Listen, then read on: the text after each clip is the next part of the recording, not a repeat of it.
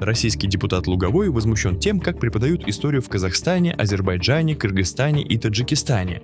Только слово «колониальные» встречается 75 раз. Для демонизации образа России используются такие слова, как «завоевание», «экспансия», «разрушение», «царизм», «репрессии», «голод». Директор Института истории Казахстана.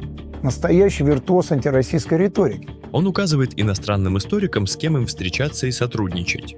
Участие в проектах фонда Ага Хана, тесно связанного с USAID, конференции с экс-консулом Польши Тымановским. Это ведь чистая непредвзятая наука, верно?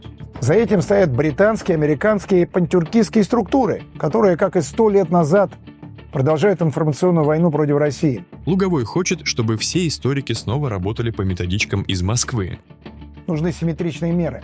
Во-первых, необходима единая гуманитарная повестка, историческая политика.